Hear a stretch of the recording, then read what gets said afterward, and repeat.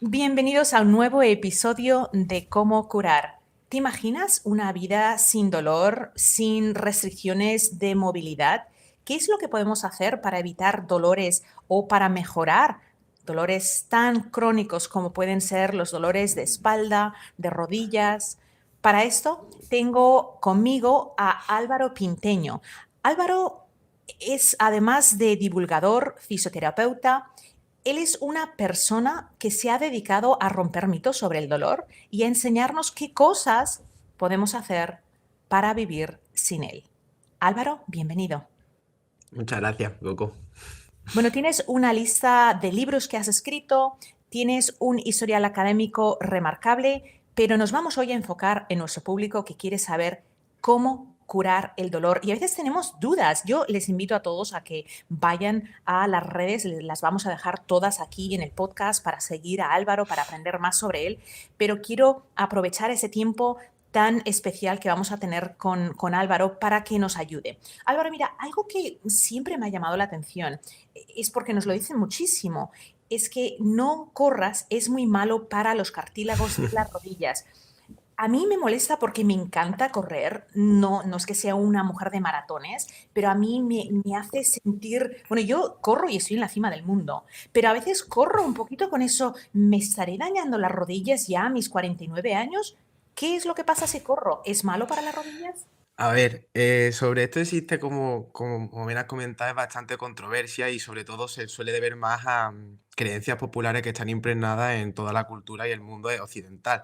Lo que nos dice la ciencia a día de hoy es incluso hasta lo contrario, que correr podía hasta prevenir la degeneración de ese cartílago. Ahora bien, el problema de todo esto es lo de siempre. Las lesiones, sobre todo a nivel de rodilla, en este caso por correr, suelen ocurrir por cambios bruscos de carga en un corto periodo de tiempo. Es decir, no suelo tener el hábito de correr y primer día que salgo a correr, pues en vez de hacer 10 kilómetros, o sea, en 10 minutos corriendo, perdón, pues me hago 30, 45 minutos corriendo y claro, irrito demasiado.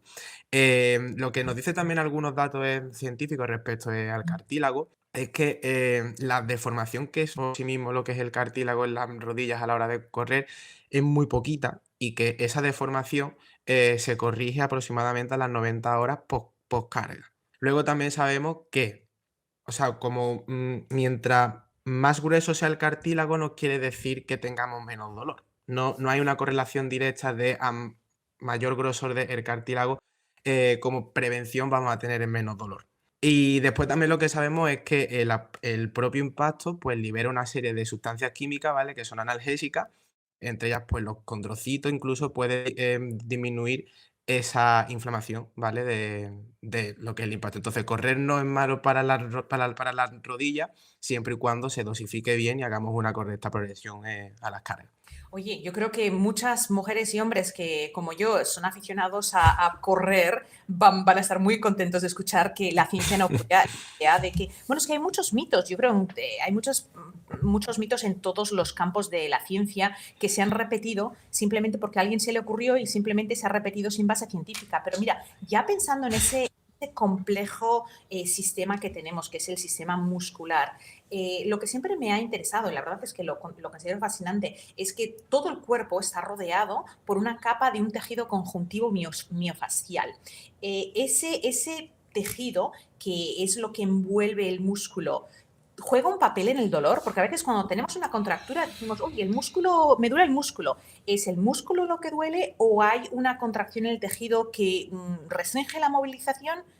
¿Qué es lo que es?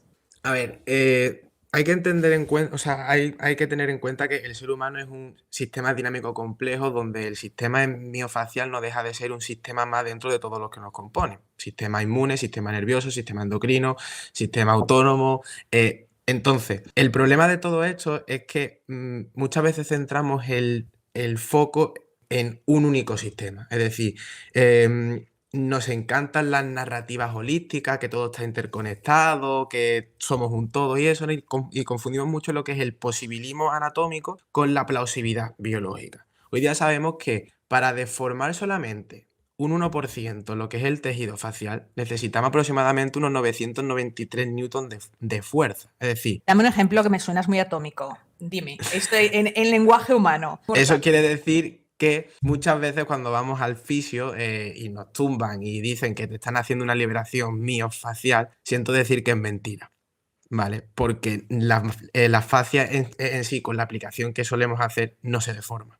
Entonces, el tejido facial puede tener una serie de propiedades, de características fisiológicas con muchísimos receptores y eso, pero después la realidad clínica es otra y es que incidimos ahí bastante poquito. En el caso del músculo y del dolor muscular, tenemos muy buenas noticias porque el músculo es un tejido muy agradecido y con muy buenas características porque para que un tejido cicatrice y se cure bien necesita de aporte sanguíneo, el número de células que tenga y de lo bien inervado que esté. Y el músculo cumple esas tres características. Entonces, el tratamiento a nivel del dolor muscular tiene más que ver con una correcta progresión y dosificación de las cargas y del ejercicio y no intrometernos mucho de por medio, más que ponernos a liberar fascia y eso y demás, que bueno, la ciencia pues tampoco apoya bastante lo que es su uso. A ver, eso no tienes que explicar porque, por ejemplo, aquí en Estados Unidos hay técnicas Reiki, le llaman myofascial release, en las cuales la teoría, no digo que sea científica porque la verdad es que no lo he investigado, es que si tú tienes una constricción de la fluidez de oxígeno, la fluidez de nutrientes, porque el tejido mayofacial está un poquito restringido, que con la manipulación del tejido, que yo no sé si se manipula o no, o con la aplicación de fuerza sin aceites y sin nada, lo que se hace es que se aumenta la cantidad de oxígeno y la cantidad de nutrientes y eso ayuda. Cuéntame. Eso es lo que te comentaba al principio, que esa aplicación de fuerza tiene que ser 993 newton. Eso estamos hablando de miles y miles de kilos de fuerza. Y un ser humano no puede aplicar esos miles de kilos de fuerza. Hay una anécdota muy curiosa sobre esto, Coco, y es que yo en la universidad, cuando nos explicaron este tipo de técnicas, ¿no? Pues decían, bueno, pon la mano, ¿no? Sobre el abdomen, sobre la espalda, y me decían, ¿lo notas? Y digo, no lo noto, no noto nada. Y la única explicación que me daban era, bueno, ya lo notarás, es falta de experiencia, esto se entrena. A mí eso me frustraba muchísimo porque digo, joder, no sirvo para esto, no soy bueno. Sin embargo, después la ciencia coge y nos dice que la palpación no es un método fiable y que hay personas que aplican hasta 93 y 83 veces más fuerza que otras y que muchas veces aseguramos sentir cosas por pura sugestión que realmente no están sucediendo. Para eso está la ciencia, para que de manera objetiva intentamos objetivar qué es lo que estamos haciendo, qué es lo que está sucediendo y lo que sucede es que cuando hacemos terapia miofacial funciona, pero no por aquello que decimos que funciona. Y el problema de todo esto es la narrativa que se puede ¿Por qué hacer. funciona? Danos la narrativa correcta. Pues igual que cualquier masaje, cualquier terapia manual, nosotros no descontracturamos nada, no alineamos nada, no corregimos ni nada, simplemente interaccionamos con el sistema nervioso. Un ejemplo muy común y que suelo explicar mucho en consulta para que lo entiendan. Si por la noche te levantas de la cama para beber agua o cualquier cosa y te das con la mesita de noche en el pie, ¿no? Y te das en el meñique, eso duele bastante, ¿no? ¿Qué es lo primero que hacemos? Presión, ¿no? Sobre ese dedo para intentar calmar el dolor. Pero ahí no estamos pensando de me estoy alineando nada, ni estoy corrigiendo nada, no, simplemente estoy haciendo presión, estoy interaccionando con el sistema nervioso y es lo que en ciencia se conoce como la teoría de la compuerta que está descrita por Merzar-Igual, que simplemente lo que estamos inhibiendo la información que va desde el dedo del pie hacia la médula espinal y de ahí hacia el cerebro para que se procese. Entonces nosotros con esa presión lo que hacemos es inhibir esa información a nivel de la médula espinal para que no llegue y se modula. Pero realmente no estamos haciendo todas esas narrativas místicas que se suelen contar. La buena salud mental, la inflamación y los dolores crónicos se pueden mejorar con el consumo de antiinflamatorios naturales como la cúrcuma. La curcumina es la parte activa que necesitamos consumir. El problema es que su absorción se dificulta cuando no está propiamente extraída. Te invito a probar mi Molecular Curcuma con un poder de absorción 185 veces más alto que la cúrcuma convencional. Exclusiva en vitatienda.com. Entra el código Como Curar y recibe un 10% de descuento en tu primera compra. Pero entonces, a ver, ¿el masaje ayuda o no ayuda? Porque a mí me gustan, ¿eh? Y no me vayas a fastidiar el día. A mí me gusta mucho.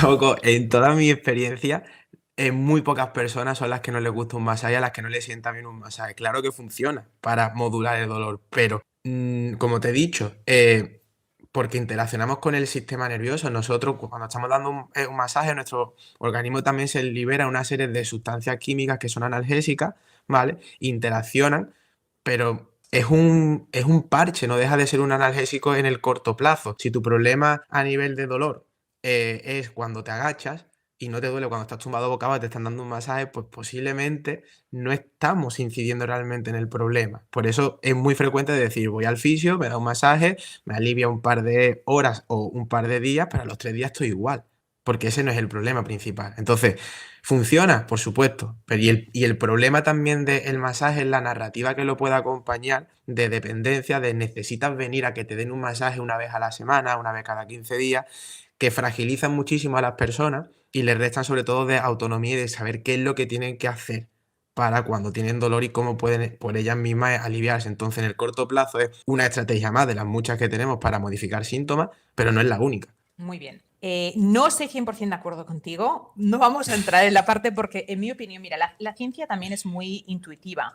Un buen terapeuta, un buen médico, dentro del mundo de la medicina, yo lo he visto de todos los años que llevo de carrera. Y hay muchas cosas que a Ujú, veces explicar que todavía no tenemos la explicación científica para decir por qué funciona. Y yo creo que quizás hay ciertas manipulaciones que todavía no se puede, o sea, no se puede demostrar por qué funciona. A mí me gusta por eso de hecho, lo que has explicado sobre el impacto que tiene en el sistema neurológico, porque aunque no corrija el origen de quizás una dislocación de algo estructural, sí la percepción del dolor disminuye porque el sistema parasimpático está estimulado, el sistema simpático de alerta ujú. no es estimulado. Yo creo que no quiero que la gente se piense, bueno, pues no voy a ir nunca más a que me hagan un masaje porque esto está todo en mi cabeza. Yo creo que hay cosas que todavía opino, ¿eh? Todavía no sabemos. El problema de lo que comenta es la postura humana es súper polarizada que se va hacia el extremo y es o todo o nada. Lo que nos dice la ciencia y lo que sí sabemos es que lo que se está diciendo hoy día, por lo que parece ser que funciona este tipo de cosas, no se debe a eso. Y a eso yo creo que es un mensaje muy positivo que tenemos que darnos y de decir, genial, el masaje funciona, pero no por lo que me han dicho que funciona. Funciona porque estoy interactuando con el sistema nervioso y estoy modulándolo, y es en el corto plazo, pero no es correctivo, no es para toda la vida. Y yo lo recomiendo muchísimas veces. Yo realmente, si me quiero relajar y quiero un buen masaje, no voy al fisio, me voy a un spa. Los masajes de dolor. A mí me gusta pues, los masajes de intensos, sin cremas y un poco no sadísticos, pero esos los disfruto porque noto mucho alivio. Oye, pero mira, dejando los masajes de lado, yo creo que la evolución de la ciencia se basa en la conversación de diferentes opiniones y con el tiempo vamos a saber qué más hay, porque la ciencia evoluciona constantemente y lo que me gusta mucho sobre lo que tú haces es que no te quedas con la ciencia antigua, continúas investigando y continúas divulgando y corrigiendo pensamientos, incluso el tuyo. Y yo creo que eso tiene mucho valor para todos los que estamos en el mundo de la ciencia, sea el campo que sea, aceptar que, oye, ¿sabes qué? Esto que pensaba que era A, ahora la evidencia me dice que es B y corregimos el curso. Pero hablando de eso, ya hablando de corrección, háblame de los ejercicios, porque a veces la gente cuando está con dolor no quiere moverse porque tiene miedo de más dolor y luego se preguntan, bueno, para mi dolor, ¿qué va a ser mejor? ¿Hacer un ejercicio aeróbico o hacer un ejercicio de fuerza? ¿Qué me recomiendas? Pues depende. Es que lo que sabemos y también los datos científicos los que nos muestran es que no hay grandes diferencias significativas entre entrenamiento de fuerza o ejercicios aeróbicos, siempre y cuando lo que estemos buscando es la modulación del dolor, ¿vale? Sí que es cierto que sabemos que las personas que tienen dolor tienen peores expectativas a los entrenamientos de alta intensidad. Y también sabemos que eso influye en la capacidad hipoalgésica que tiene el ejercicio, es decir, en disminuir el dolor. Explica qué es hipoalgésica para los que nos escuchan. Hipoalgésico es disminuir el dolor, es decir, cuando nosotros hacemos ejercicio y nos sentimos bien, ¿vale? Se debe a ese efecto hipoalgésico del ejercicio. Entonces, sabemos que si yo tengo peor expectativa hacia esto que voy a hacer, que es hacer una sentadilla o hacer un peso muerto, me va a aumentar el dolor por esa mediación de esas expectativas. Entonces, sabemos que mientras más seguridad tiene el paciente, mientras menos dolor basal tiene, es decir, si yo parto de un dolor 3/10 en la zona lumbar a la hora de hacer una sentadilla, es poco probable de que me vaya a aumentar el dolor. Sin embargo, si tengo un 7/10 a nivel subjetivo de dolores de espalda cuando hago sentadillas, es más probable de que me aumente el dolor. Entonces, cuando tenemos intensidad de dolores basales altas, lo que se recomienda, lo que yo suelo recomendar sobre todo son o ejercicios de fuerza, donde el paciente se sienta mucho más seguro, o por mediación de otros miembros, si me duele la pierna, puedo entrenar el brazo. Entonces, ese efecto global analgésico por el ejercicio nos puede ayudar a disminuir lo que es la intensidad del dolor, pero también lo podemos hacer por mediación del ejercicio aeróbico. Entonces, no hay una receta única que sirva para todo el mundo a nivel universal. Hay personas que podemos modular ese dolor mejor con ejercicio aeróbico, hay personas que podemos hacerlo mejor con entrenamiento de fuerza, o también hay personas que no es indiferente hacerlo con una con la otra. Entonces, no hay una regla estricta, siempre depende de qué dolor tenga la persona, sus experiencias previas con el ejercicio o no, y saber ajustarnos y adaptarnos a la persona. Por eso yo siempre digo que trato una persona y no una patología. Y en función de qué persona, toda su historia vital, todo lo que la ha llevado a estar ahí, pues será más interesante ponerlo a una cosa o a otra. Pero en general, ¿tú les recomendarías que sí se movieran o les dirías no, no te muevas? Sí, o sea, lo que nos dicen las guías clínicas, ¿vale? Y todas las evidencias científicas es que el reposo absoluto rara vez está indicado. Muy rara vez está indicado el reposo absoluto. Moverse en la medida de lo posible, siempre y cuando nuestro dolor sea tolerable. De hecho, no hay mucha diferencia entre hacer ejercicio con muy poco dolor o con muchísimo dolor en cuanto a la recuperación. Y además ya no solamente eso, es que aquellas personas que se mueven mientras tienen dolor vuelven antes a su actividad de la vida diaria, incluso reducen costos a nivel económico a todo el sistema sanitario y también bajas laborales incluso a ellos mismos. Oye, mira, hay muchas personas que viven con dolor. O sea que ya, yo creo, me atrevería a decir que se han acostumbrado y saben que dicen, bueno, yo tengo una limitación y mi cuello lo puedo mover hasta aquí, no lo voy a mover hasta el final de la rotación. O mi brazo tiene una elevación que hasta aquí puedo, pues ya utilizo el otro y compensan. ¿Deberíamos normalizar eso? ¿Es normal vivir con ese dolor, con restricción de movimiento? No es normal vivir con dolor, pero tampoco no es normal vivir en ausencia de dolor. Ay, Y no me me digas explico. eso, no me digas eso, que ya voy para 50. Hoy día vivimos en una sociedad que lo único que busca y su afán es el bienestar permanente, ¿vale? Y eso no es realista. O sea, la vida es dura, la vida tiene problemas, la vida no se divide solamente en dolor físico o dolor emocional. Hoy día sabemos que nuestra fisiología comparte la misma, incluso cuando nos sentimos excluidos, cuando tenemos problemas económicos, cuando nos sentimos rechazados, alguien nos dice algo que no nos gusta, perdemos un trabajo. Eso activa la misma fisiología que cuando nos caemos. Y eso también duele. A lo que voy es, si la propia OMS, la Organización Mundial de la Salud, define que ser saludable es ese completo estado de bienestar, salud, físico, emocional y eso, yo no conozco a ninguna persona que no tenga una ausencia de problemas. Ninguna. Siempre hay algún problema que tienes en la vida. Entonces, normalizar que todo tiene que estar perfecto para dejar de tener dolor y no. Ahora bien, el otro extremo tampoco es. Lo que no se puede normalizar es un sufrimiento añadido extra, como lo mío es para siempre, lo mío es para toda la vida, me tengo que acostumbrar a vivir con esto y no, porque yo estoy harto de tratar a pacientes con dolor crónico, con dolor persistente y el dolor crónico se cura. Y crónico solamente hace referencia a la temporalidad de los síntomas, que en este caso es más de 3 meses. Pero también tenemos dolores que duran más de 3 meses y que se curan por sí solos. Por ejemplo, una hernia puede durarte los síntomas 8 meses, 9 meses, y no quiere decir que sea para toda la vida. El problema del dolor persistente y del dolor crónico es que hay una serie de alteraciones en el sistema nervioso, en el sistema endocrino, en el sistema inmune y el resto de sistemas que nos condicionan o nos predisponen más bien a que ante estímulos que no nos deben de causar dolor, empiezan a desencadenar dolor. Entonces, tenemos que ayudar a esa persona a que su sistema reaprenda otra vez a que esas cosas no nos tienen por qué doler. Entonces, si, como tú bien decías con el ejemplo, ¿no? Si yo giro el cuello y me duele a partir de 45 grados y cada vez tiendo a moverlo menos, lo más normal y lo que tiende nuestro sistema por ahorro de energía es que cada vez te moleste más, cada vez con menos movimiento, no con más movimiento, porque no tendemos a llevarlo ahí. Y todo se entrena en esta vida. Entonces, por norma general siempre pasa a, si te duele cuando pasas de 45 grados, vamos a ver de qué manera podemos modificar tus síntomas para llevarte otra vez hacia los 90 grados y después que tú eso lo vayas integrando en tu día a día. Y no tengas miedo a eso. De hecho, el ejercicio funciona precisamente por eso, por lo que se conoce como violación de expectativas. Si yo en un dolor lumbar, ¿no? Cada vez que me agacho me duele la espalda. Si yo ahora experimento que cada vez que me agacho no me duele tanto la espalda, me duele menos o me duele pero tampoco me encuentro muchísimo peor por haberme agachado, no tengo ningún motivo para dejar de agacharme. Por eso funciona más el ejercicio que por los propios efectos específicos del ejercicio. Oye, dijiste algo muy interesante y ahí voy a lanzar voy a tirar otra lanza, una banderita por el masaje. No, porque dijiste algo muy interesante. Mira, dijiste que el dolor está muy relacionado con el sistema endocrino, con el sistema neurológico. Ujú. Y yo creo que por ahí es donde va el alivio de cuando alguien Sí, toca. Y yo pienso, y eso es una opinión hipotética y totalmente personal, pero la gente hoy en día no nos tocamos. O sea, estuvimos en 2 años de pandemia. Yo creo que, o sea, ya lo que sí sabemos es la conexión mental que existe entre el palpamiento físico, porque eso crea oxitocina, y toda la relación neurológica y muscular.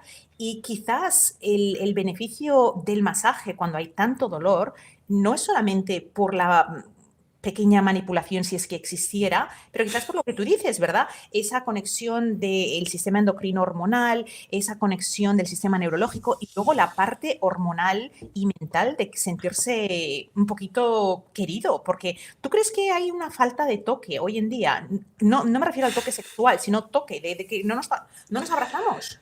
eso se conoce como tacto terapéutico y como se estudia es por eso y completamente de acuerdo, Coco. O sea, hoy día existe, porque como te he comentado antes, sí es que el problema es que el ser humano tiende a polarizar las cosas.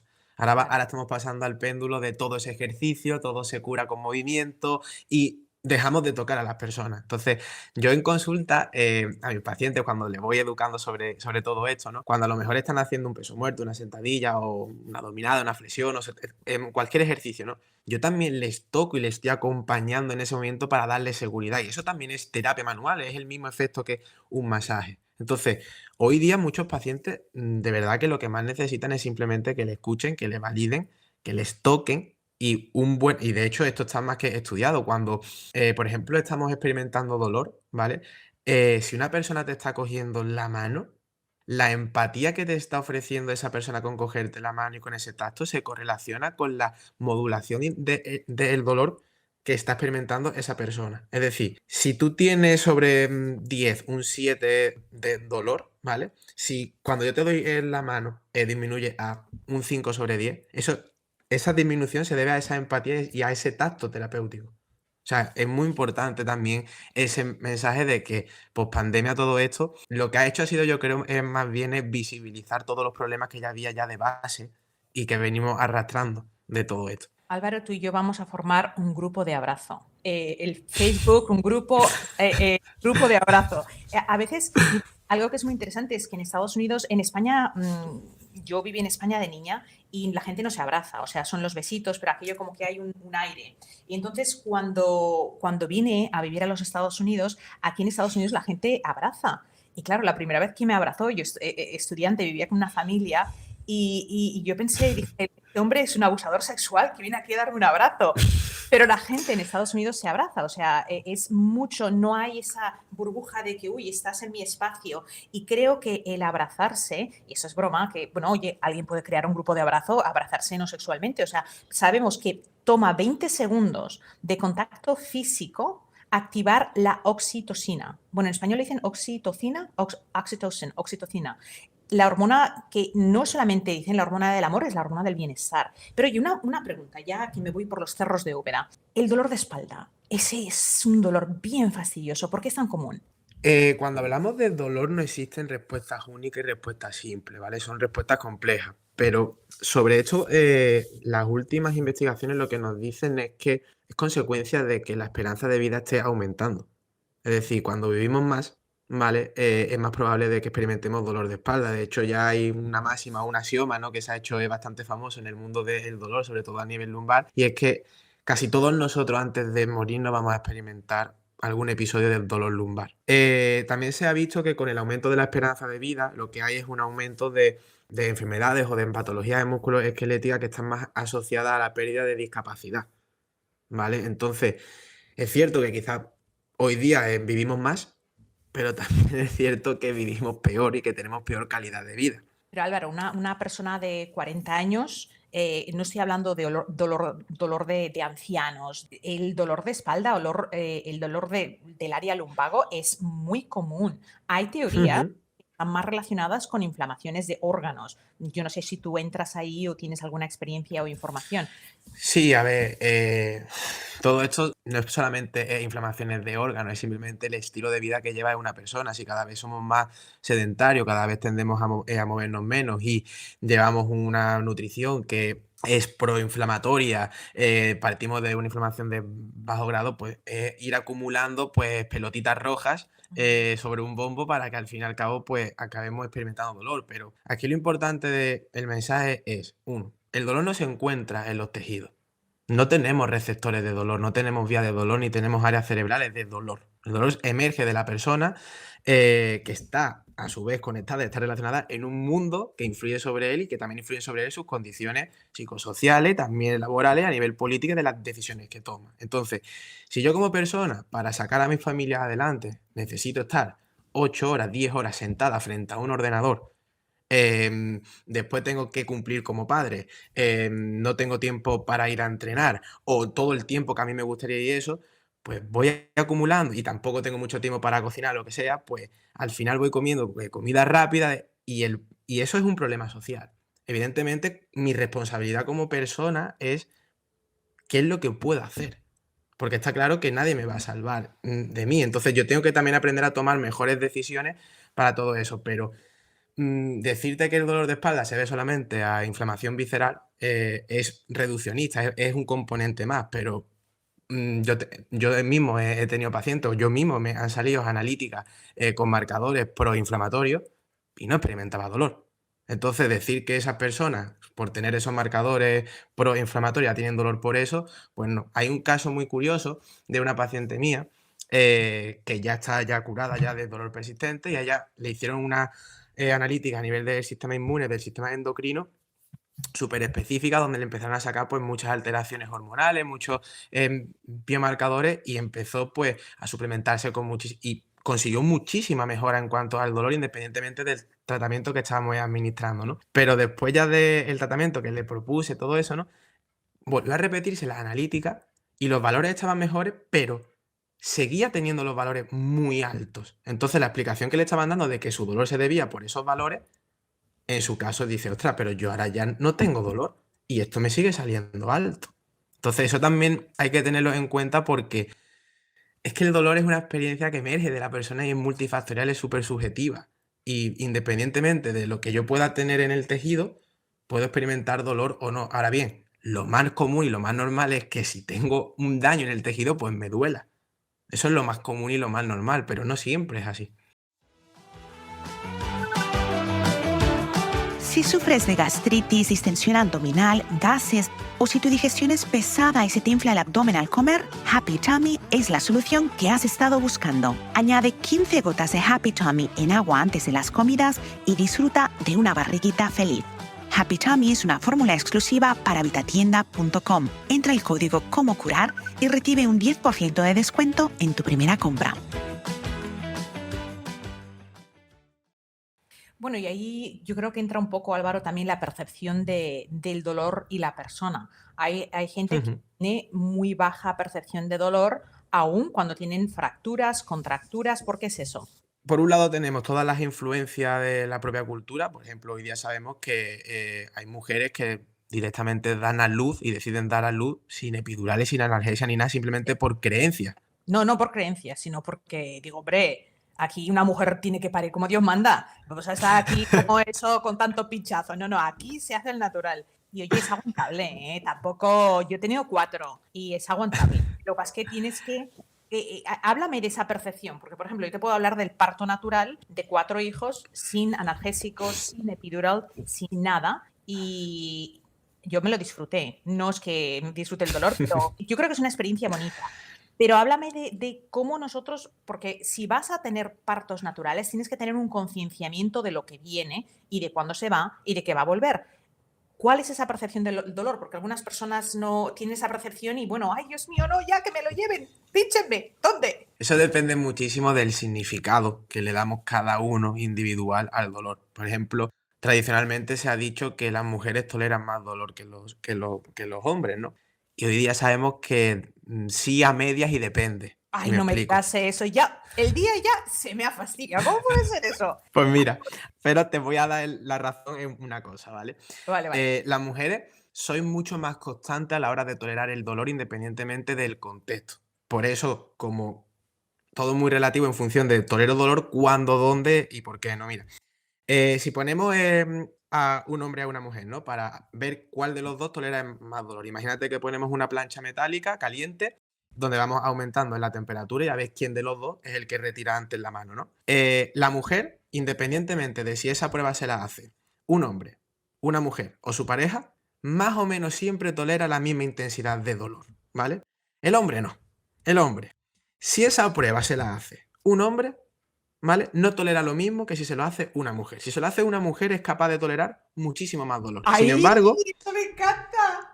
Dime, sin dime. embargo, al hombre, si esa prueba se la hace su propia mujer, se empieza a quejar muchísimo antes. Entonces, ahí vemos cómo influyen muchísimo los roles de género y los propios sesgos de género, ¿vale? El hombre o esa mujer como rol de cuidado hacia la familia y el hombre pues con esa masculinidad y con esa virilidad. Y esto, lo más importante de todo esto es también ser consciente que los propios profesionales sanitarios también tenemos esos sesgos de género. Y hoy día sabemos que en el servicio de urgencia, si un hombre y una mujer van por dolor abdominal, a la mujer se le tiende a dar menos analgésico que al hombre. Al hombre se le da siempre analgésico antes que a la mujer. Y se tiende a pensar que el dolor de la mujer es más psicológico, emocional y eso, y al del hombre no. Y es más, al hombre se le recomienda que continúe con su vida diaria, con su actividad, incluso se le anima a moverse más que a la mujer. Simplemente por prejuicio y por sesgo de género. Eso Entonces, debe, eso eso debe influye. pasar en España, ¿eh? Digo, en Estados Unidos esto no pasa. Te lo digo, pero eso debe ser España muy paternista tipo de cultura, porque aquí no nos pasa una mujer, y no es que esto sea un lanzamiento a la igualdad de género, a mí eso me da igual, las mujeres parimos y tú no, y ya está. O sea que hay cosas que las mujeres pueden hacer y tú vas a ganarme en un pulso, sí o sí, nunca te voy a ganar porque soy mujer y tengo menos músculo. Pero la cuestión está en que, bueno, que todo eso que estás explicando me parece fascinante. Oye, yo la conclusión que saco de esto, que te he despistado lo que me estabas diciendo, es que si quieres apretarle a tu marido, que lo haga otra. O sea, no seas tú, ¿verdad? Es que tu marido aguante algo, que sea otra mujer la que lo hace, o un hombre, para que se sienta que, ay, mira, me faltan de las que no las tengo grandes para aguantar. ¿Tú qué crees? A ver, esto es como todo, Coco. Al final es estadística, es probabilidad y es una media. Hay hombres que no, hay hombres que también son tan constantes como la mujer independientemente del género o no. Por ejemplo, otra de las cosas que se saben, porque bueno, el dolor, por ejemplo, el crónico, afecta más a mujeres que a hombres, ¿vale? Entonces, una de las hipótesis también que se vuelve a lanzar es, vale, ok, ¿qué diferencia hay a nivel genético? ¿Puede haber hormonas diferentes entre sexo o no? Por ejemplo, se sabe que la testosterona, ¿vale? Es, por así decirlo, como una hormona que tiende a inhibir la nocicepción o, por así decirlo, es como más analgésica que los estrógenos, ¿vale? Sin embargo, esto es como todo. El contexto influye tanto para que una hormona pueda tener una función o en otra. Por ejemplo, la serotonina en determinados contextos inhibe esa nocicepción, pero en otros contextos facilita esa nocicepción. Entonces, reducir el dolor siempre a una molécula, a una única o a un biomarcador y eso es absurdo, porque lo que hoy día sabemos es que cómo se relacionan todas esas moléculas, esas hormonas, es lo realmente importante y es donde hay que poner el foco. Los masoquistas, por ejemplo, no es que les encante el dolor, solamente les encanta el dolor en un determinado contexto. De hecho, soportan el mismo dolor que una persona que no es masoquista o incluso menos dolor que una persona que no es masoquista, salvo que si le pones ese contexto placentero, entonces sí, aguanta más dolor que una persona que no es masoquista. Oye, qué interesante. No vamos a entrar en ese tema que está un poquito, un poquito borderline. Pero oye, eso me lleva a otra pregunta. ¿Qué es lo que intenta nuestro cuerpo comunicar con el dolor? O sea, ¿es un mensaje de que hay... ¿Qué es lo que quiere decirnos? A ciencia cierta no lo sabemos. Sí es cierto que, a ver, si adoptamos una perspectiva evolutiva, ¿vale? Siempre se ha dicho que la experiencia de dolor, pues principalmente lo que pretende, o su finalidad, mejor dicho, ¿vale? Es de carácter informativo sobre el estado de los tejidos. Es decir, si nos duele algo es porque casi siempre tiene que haber algo que está dañado o que necesitamos reparar y por eso nos incida. Y eso es cierto. De hecho, la gran mayoría de dolores se deben a ello. Sin embargo, cuando el dolor persiste en el tiempo, pues esa lógica no parece ser que se aplique bien. Hay veces que las personas, pues le hacemos pruebas de imágenes y eso y vemos que todo está ok, sin embargo la persona dice, pero es que a mí me duele y de hecho sufro bastante y ¿qué es lo que me pasa? Entonces, quizá el problema no está a nivel macroscópico, sino que está más a nivel microscópico en cambios plásticos que se han dado en el sistema nervioso central con los otros sistemas que hemos comentado a nivel inmune y endocrino. Pero tampoco sabemos si esos cambios estaban antes de tener dolor o en el momento de hacerte la prueba o no. Es decir, no sabemos antes si fue el huevo o la gallina. Pensamos, y de hecho la ciencia cada vez apunta más a que parecen ser que esos cambios son consecuencia de tener dolor. Es decir, que no estaban antes y que se encuentran también después. Y hay un concepto muy interesante a nivel evolutivo que es el concepto de exaptación. Que la exaptación no es más que cuando un rasgo de una especie adquiere otra funcionalidad para lo que originalmente fue descrito, ¿vale? Entonces podemos hablar de exaptación. Por ejemplo, el dedo meñique se estima, parece ser que dentro de muchísimos millones de años, si seguimos vivos, pues acabará por extinguirse porque hoy día no le estamos dando una funcionalidad. Sin embargo, ¿Cómo, en cómo, esa cómo, cómo? ¿Pero transición, qué me dices? ¿Para rascarme la oreja? Eso es un mejor. o, La por, mía ej- o para la nariz y para muchas no, cosas, hombre, no ¿no? me digas eso. Ahora menos más, mira qué cosa más fea, si me falta un dedo. No, Esa hay hombre. una teoría muy, muy conspiranoica, Coco, sobre los Simpsons, porque tenían 4 dedos y era porque iban avanzados a nosotros. Bueno, ¿qué pasa? Porque los Simpsons, algunas de sus predicciones se cumplieron, ahora no va a caer un dedo. ¿Tú te imaginas teclear con 8 dedos si yo los utilizo todos? Claro, en ese sentido, o sea, yo te he puesto un ejemplo random, ¿vale? A lo que voy es, en el caso del dolor, una de las hipótesis que hay es que el dolor persistente puede ser que tenga otra funcionalidad no solamente informativa o evaluativa del estado de los tejidos, sino que puede ser otra. Y aquí es donde viene Darwin y nos dice que, ok, lo que beneficia a la especie no tiene por qué beneficiar al individuo. Y esto es lo más, por así decirlo, quizás lo que más nos tiene que, o la paradoja de lo que es el dolor. Dolor crónico o dolor persistente, quienes más lo sufren es el ser humano en comparación con el resto de animales del reino animal. ¿Y por qué? Pues los datos lo que nos suelen hacer pensar y lo que nos sugieren más bien es que el ser humano tiene mucha más probabilidad de recibir apoyo y de recibir cuidado y atención en comparación con otros reinos animales. Piensa en una manada de lobos. Si hay un lobo herido, si ese lobo se adapta a la manada, genial, yo te voy a aceptar. Pero si tú vas a poner en riesgo a toda la manada porque tú estás herido y en caso de tener que luchar o batallar con otra manada o con lo que sea, vas a poner en riesgo a las crías o a demás y eso, te excluimos porque lo que beneficia a la especie no tiene por qué beneficiarte a ti. Entonces aquí vemos cómo la ética, la moralidad humana y todo eso nos hace incluso impensar de decir, yo, ¿cómo voy a dejar de ayudar a una persona que está sufriendo y no está teniendo dolor? ¿Cómo le voy a quitar eso?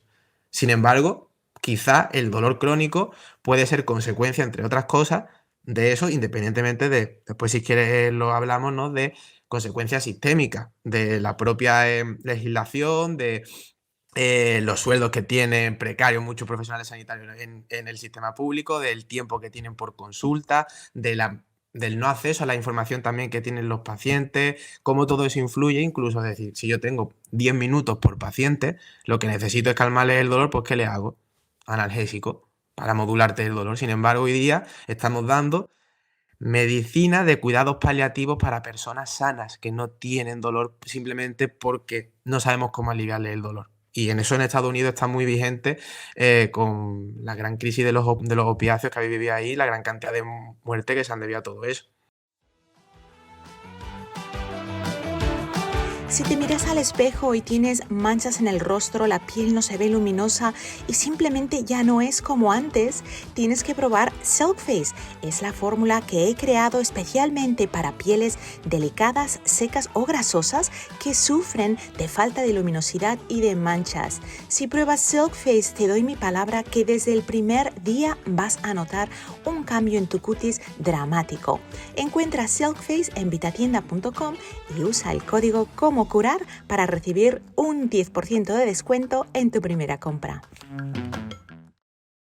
Yo quiero lanzar otra propuesta para el dolor divergente de la teoría de Darwin, porque como sabemos es una teoría, nunca se ha probado como cierta hasta el día de hoy, sí, por eso hoy en día Pero también tenemos otra, porque la mayoría de personas que escuchan ese canal son creyentes en una creación.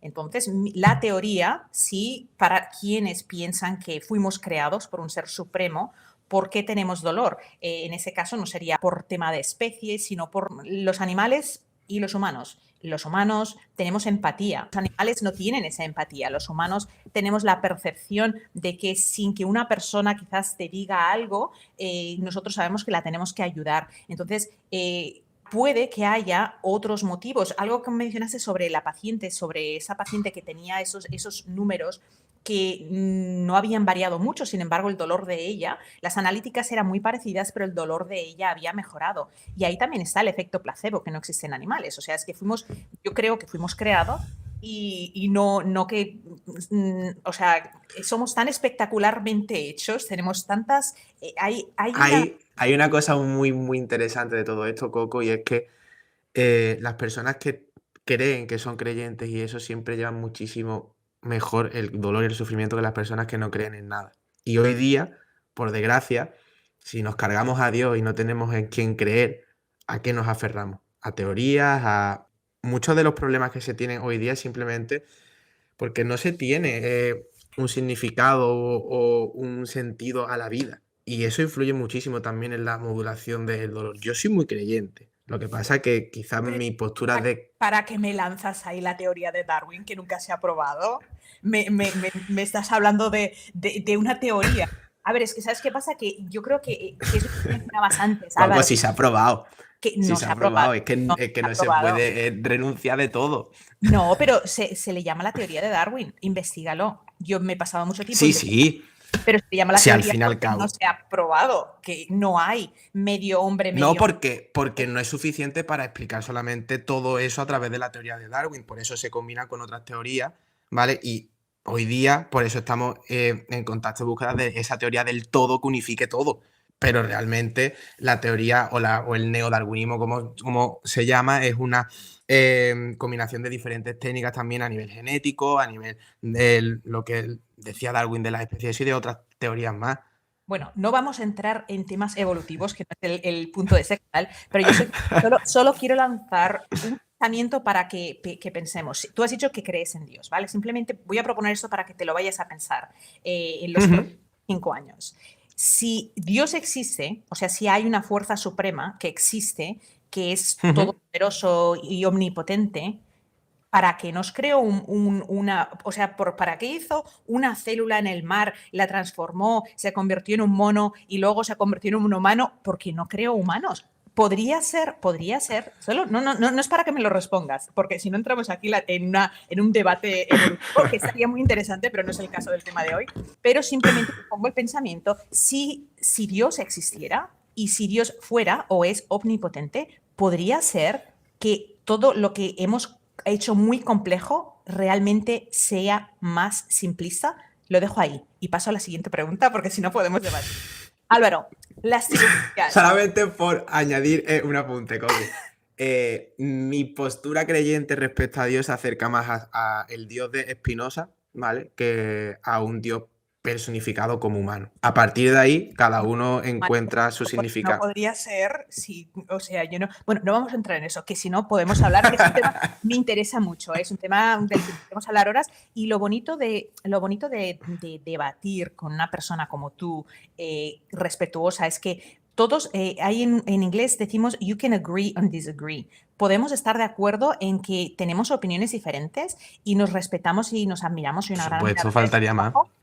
Pero ahí no puedo seguir el podcast hablando de temas teológicos y evolutivos, porque si no nos vamos, ya en lugar de cómo curar, le teníamos que poner otro título. Pero te respeto mucho lo que has mencionado, pero sigue pensando en lo que te dije. Solo déjalo ahí en el pensamiento, en the back end. Lo valoraré un rato. Dale. Oye, cirugías. Mira, yo digo que para todos, si tú tienes un martillo, todo tiene aspecto de clavo. De clavo. ¿Verdad?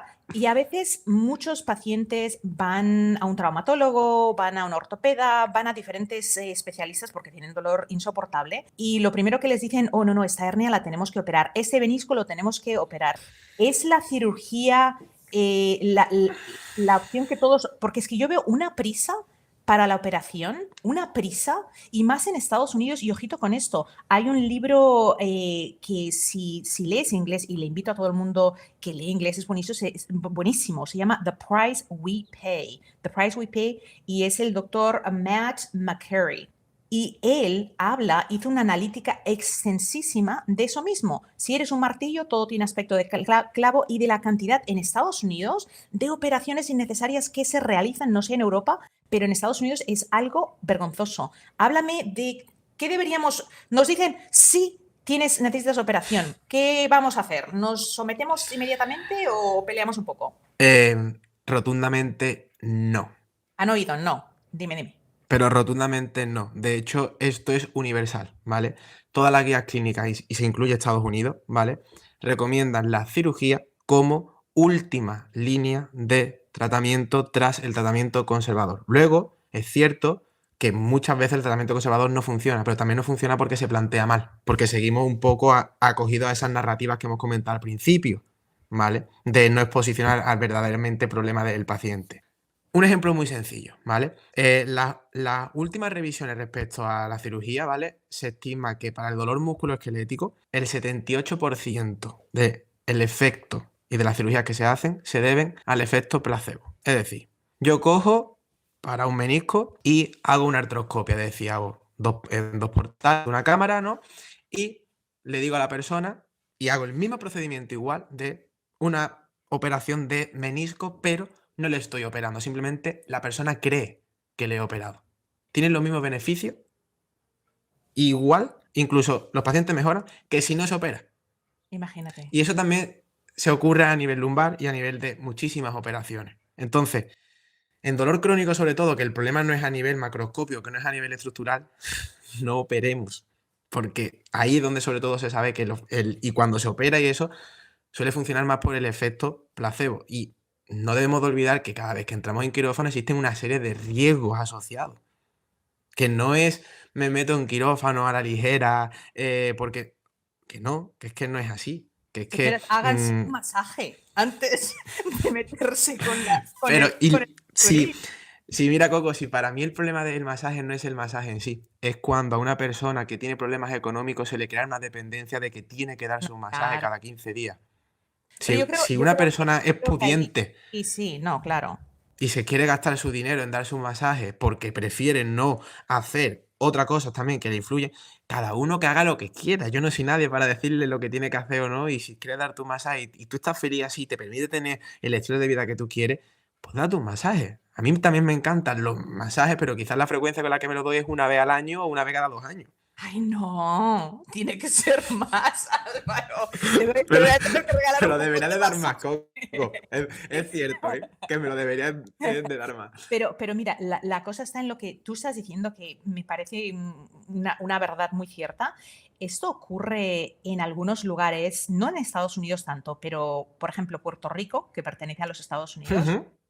En Estados Unidos los quiroprácticos son médicos, o sea, no, a diferencia de España, el naturópata es médico, el quiropráctico es médico, el osteópata es médico, o sea, todos son carreras de medicina. Pero en Puerto Rico, no sé por qué motivo, porque eso no lo he visto en Estados Unidos, pero cuando estaba en Puerto Rico sí, tú vas a un quiropráctico y es algo, bueno, para mí es la peor experiencia del mundo, porque te sientan, no, Álvaro, te sientan, te hablan como si fueras un idiota, y eso me ha pasado, pero muchas veces, y te quieren vender un plan de ajustes. Y yo me lo quedo, o sea, a ver, la persona no sabe quién soy y cuál es mi carrera, pero yo me lo quedo mirando con ojos cruzados. Y una vez me levanté y me fui. Dije, no, yo tengo que encontrar un quiropráctico que me haga un ajuste, y ya. ¿Qué es eso de venderme un plan de 6 meses de ajustes? Pero es exactamente lo mismo que me cuentas con los masajes. Para mí eso es una vergüenza. En Estados Unidos no lo he visto jamás.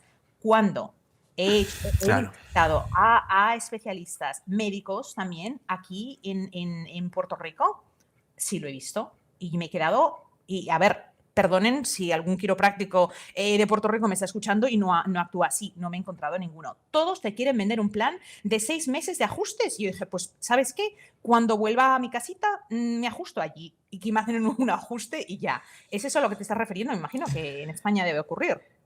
Es súper Interesante todo lo que comentas, Coco, porque al final las diferencias culturales influyen muchísimo también en cada uno, cómo experimentamos el dolor y el tipo, sobre todo también de solución que buscamos. A mí si el médico me dice que lo que necesito es cirugía, yo lo que quiero es lo mejor para mis alumnos, quiero probar, pero es como, oye, Coco, que tú necesitas cirugía, pero si quieres puedes probar fisioterapia. Yo no quiero probar nada, yo para mi salud quiero lo mejor. Y si me dices que lo que necesito es cirugía, oye, tú eres el experto, tú eres el que has estudiado para adelante. En cuanto al tema de los ajustes, a ver, es que esto es un tema un poco turbio también y un poco tabú, pero yo me voy a meter, ¿vale? Porque además no tengo reparo y ya me he metido muchísimas veces. Venga, Álvaro. Eh, la manipulación no recoloca y no reajusta nada, así de claro. De hecho, si queréis podéis pasaros por mi perfil y tenéis un vídeo de lo que realmente sucede cuando manipulamos, ¿vale? Es una tribonucleación o una cavitación articular. Y además siempre digo lo mismo. Cuando alguna vez nos hemos chascado los nudillos o los dedos o hacemos así y me duele, o sea, Oye, y los Álvaro, reajustes. en camisa de 11 varas son 6 años de carrera para ser quiropráctico en Estados Unidos Lo y sé, no lo vas, sé, no vas a ganar esa batalla. No, conmigo sí, porque yo no soy lo sé. quiropráctico. Entonces, Lo sé que no la voy a ganar. Solamente, al igual que tú me has invitado a explícame que yo cómo es. reflexione Ah, sobre vale, vale, venga, la va. creación, voy a Ujú. invitar a la misma reflexión. Cuando yo me chasco los dedos, pienso que estoy alineando mis dedos y pienso que lo estoy reajustando. ¿Por qué necesito un programa de 6 meses? Por propia historia natural y por una... Además que es que se sabe, mientras más místico y mientras más narrativa le están metiendo a un tratamiento, más componente placebo tiene. Yo no estoy diciendo que la manipulación no funcione, la manipulación tiene un potente analgésico a nivel local y esto se sabe, se ha estudiado y se sabe muchísimo por mediación del sistema autónomo y eso. Pero no es la única herramienta y no todo el mundo necesita que se le reajuste ni que se alinee nada. Y luego también hay riesgos asociados. Para tratar a nivel cervical, y me da igual que el riesgo sea uno entre 1 millón de riesgos de una sección de la arteria vertebrovascular y matar a una persona en consulta. Y que te lo pueden argumentar con qué falta de experiencia y demás. Pero es que no es la única manera que tenemos de modular el dolor a nivel cervical. Y no es necesario que te manipulen el cuello para que dejes de tener dolor. Y después pasa lo que pasa. Que alguien que a lo mejor está cometiendo 500.000 malas praxis, al final hace propaganda y publicidad mala para todo el mundo y a lo que afecta. Pero que para tratar el dolor cervical no solamente existe la manipulación, que existen muchísimas formas. Y te pongo un ejemplo. Si te haces, por ejemplo, 20 sentadillas en nivel efecto analgésico global, no suele diferir muchísimo en el corto plazo. O ponerte a andar 6 minutos solamente, no suele diferir muchísimo que el de una manipulación específica. Y luego también tenemos estudios, porque tú dices, joder, es que he estudiado 6 años, es que yo mismo estuve a punto, Coco, de estudiar 6 años osteopatía. ¿Vale? Por esa necesidad que te van creando, porque te van diciendo de que te va a posicionar muchísimo mejor también en el mercado y como tú también quieres ganar dinero porque tienes que montar, o sea, tienes que mantener a una familia, pues claro, eso también influye en tu toma de decisiones, ¿no? Sin embargo, lo que sabemos a nivel científico también, lo que nos dice la ciencia es, si yo te manipulo, a ti te duele el cuello, ¿vale? Si yo te manipulo a nivel lumbar, tu dolor de cuello disminuye. Ostras, tan específica tiene que ser esa manipulación. Luego también vemos que cuando una persona dice que está manipulando lo que está manipulando y se mide de manera objetiva, parece ser tampoco que está manipulando eso, que hay un error entre 2 vértebras de arriba y 2 vértebras por debajo. Y luego, la única argumentación que te van a decir siempre es falta de experiencia. Y no todo es falta de experiencia, porque la experiencia no solamente se mide en años, también se mide en las veces que has sido capaz de sustituir tus ideas por otras que han podido demostrar mayor evidencia. El problema está en que yo puedo llevar muchísimos años haciendo las cosas mal y tengo mucha experiencia, pero también haciendo las cosas mal solamente como tú has dicho. Si solamente tengo un martillo, todo me parece en clavo. Y si mi carrera se reduce a técnica manual de ajuste, pues lo único que voy a hacer son ajustes. Y como tú bien has dicho, ya me huele raro de que lo que necesite sean 6 meses y que solamente en un país casi todo la narrativa que predomina de ese negocio es la misma. Pues a mí al menos eso me hace que dudar bastante. No, a mí Luego ya cada uno es también. libre de hacer lo que quiera. Sí, Álvaro, y a mí también, pero quiero decir que eso solamente lo he visto en mi vida y llevo casi 30 años en Estados Unidos en el área de Puerto Rico. O sea, es una isla que pertenece a Estados Unidos de habla hispana y donde hay una especie es la mentalidad y la gente va y se lo dicen que tiene que tener 3 meses de terapia y lo hacen. Y es lo que tú dices. Y mejoran, Los seguro. dolores son multifactoriales, pero que no es lo único. Pero en Estados Unidos es muy raro que te encuentres un quiropráctico que te vaya a sentar y que te diga, bueno, primero que te dé una charla de 1 hora intentando convencerte de que todo es por disalignment. ¿Cómo se dice eso en español? Desalineación. Thank you. Ya demasiados años aquí, no hablo inglés, no hablo español, ya ninguno me sale bien. Pero tú sabes, pero es esa polaridad. Que ni es todo masajes, ni es todo, o sea, yo que vengo del mundo de la ciencia y de la medicina integrativa, esa es la idea, que nosotros tenemos que ver que ahora un masaje te va a ir muy bien, pero mañana quizás necesites un ajuste, pero al otro día better move, o sea, haz algo de ejercicio, que tenemos que ver esa globalización. Pero mira, algo que mencionaste que estábamos hablando es el efecto placebo. ¿Qué es el placebo abierto? Porque he oído hablar de él, pero no sé lo que es. Muy sencillo. Si yo te digo, toma Coco, tómate esta pastilla placebo, que te va a disminuir el dolor. Te disminuye el dolor aunque tú sepas que es un placebo. ¿De El verdad? placebo abierto funciona. Si una persona se toma algo que es placebo y sabe que es placebo, aún así funciona. Oye, Evidentemente, el efecto es esa muchísimo no la menor que si te tomas un placebo encubierto. Pero es que mira, hasta la propia morfina, ¿vale? Que, joder, analgésico de los más estudiados, súper potente, Vale. La morfina, si se da de manera encubierta, el paciente no sabe que le están administrando morfina, su efecto puede disminuir hasta un 50%, ¿eh? Es que todo está sujeto a la expectativa del paciente y la sugestión. El paciente está tonto perdido, pero está como, me duele mucho, pero no puedo hablar porque está cargado de morfina. Es que eso es interesante, pero mira, recientemente salió un estudio muy chulo con la Coca-Cola y con el placebo. Lo que pusieron es agua con colorante, ¿vale? Pero con la etiqueta Coca-Cola, ¿vale? Entonces la persona lo que estaba viendo era agua, pero le decían que era Coca-Cola. Inmediatamente le hacen y le miden lo que es la glucosa en sangre. Sube la glucosa en sangre porque está pensando que es Coca-Cola. Sin embargo, ese agua no tiene Coca-Cola. Y después le das Coca-Cola y la persona también le mete ese chute de incremento de glucosa. Oye, pues vamos a estar pensando todo el tiempo mantequilla. Pero sí. Aceite MCT, aceite de coco.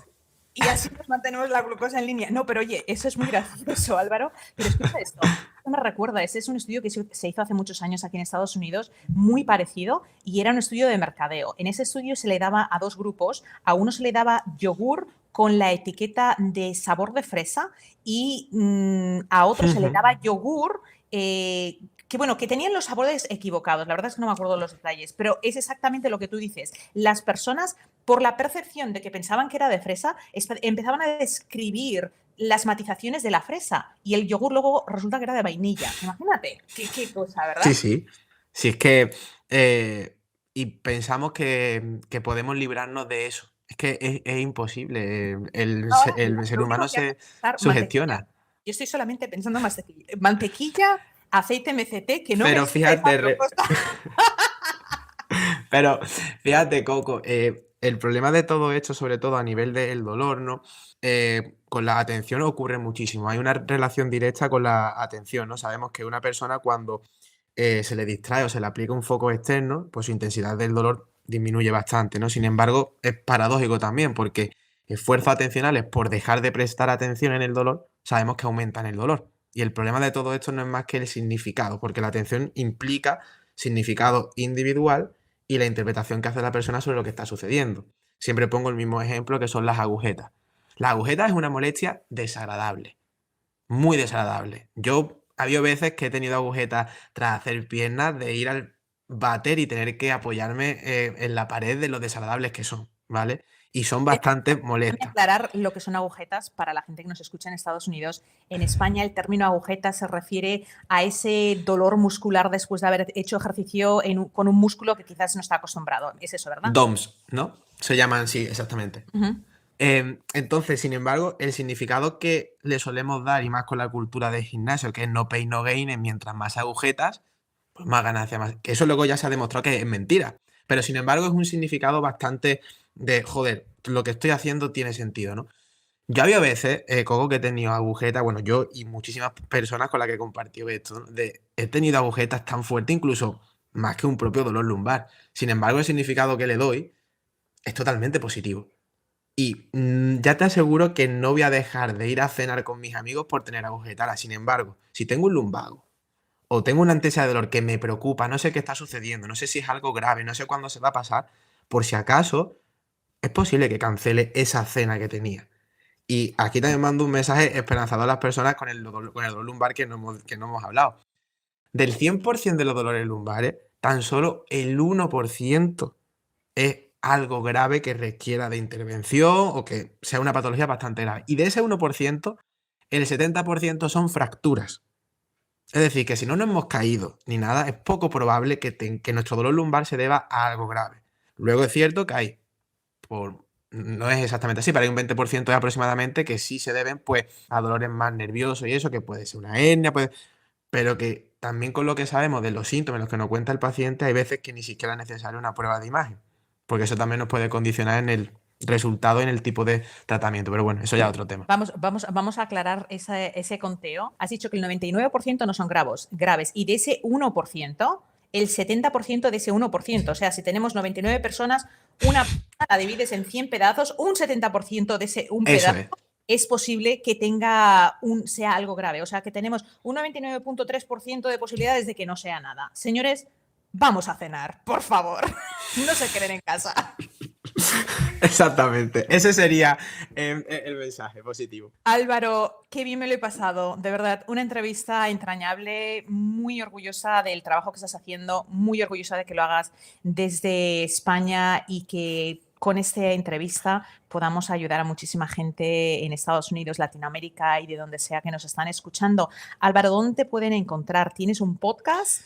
Sí, a ver, me pueden encontrar por redes sociales, principalmente donde más me muevo es en Instagram, que es AP Fisioterapia. Y luego después, pues bueno, me pueden encontrar en mi página que es painlab.es, ¿vale? Y ahí ya tienen todo, tanto mi newsletter como mi podcast que es Paincast y poco más. Y cualquier cosa o cualquier sugerencia, duda, lo que sea, me pueden escribir un correo a alvaro@painlab.es y nos ponemos en contacto.